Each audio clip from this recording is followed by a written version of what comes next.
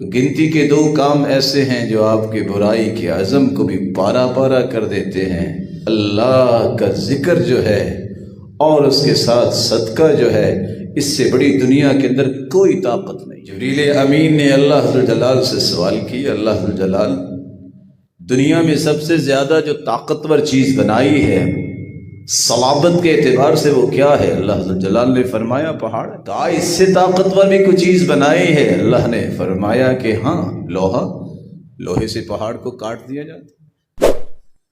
कहा इससे बढ़ के भी कोई ताकतवर चीज़ है?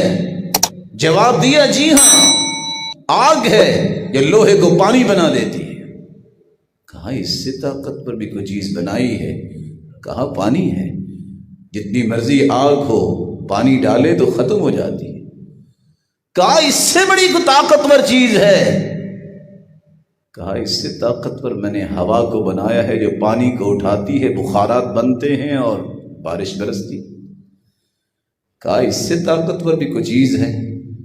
जवाब दिया वो सदका जो खुफिया इंसान करता है वो इससे ताकतवर भी। आपने आज़म कर लिया है, छठे दर्जे में पहुंच गए हैं, सदका करें, अल्लाह जुल जलाल का जिक्र करे, और जिक्र से इंसान के अंदर वो ताकत और पावर आ जाती है कि दुनिया की कोई ताकत उसका सामना नहीं करती। इस्तिदलाल लिया है इमाम इब्नुल क़य्यिम रहमतुल्लाहि अलैहि ने। इतनी बड़ी आग थी इब्राहीम अलैहिस्सलातु वस्सलाम के सामने कि लोग वहां फेंकने के लिए खुद भी नहीं गए, मिंजनीक में डाल के सैयदना इब्राहीम को फेंका। और इतनी बड़ी आग, लौ तार अलैहा ताइरुन सक़त मशविया, अगर कोई परिंदा भी उसके ऊपर से गुजरता तो भुना हुआ गिर जाता। लेकिन अल्लाह के जिक्र ने क्या दिखाया?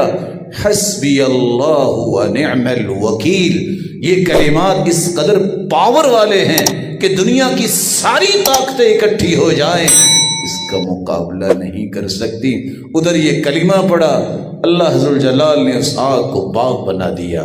बैठे हैं, सिर्फ हाथ बंधे हुए हैं और पांव बंधे हुए हैं रस्सियों से, सारी की सारी आग खत्म हो गई। सिर्फ वो रस्सी पे आग लगी है जिस पे साथ हाथ बंधे हैं। जब वो जल गई तो मुस्करा रहे हैं।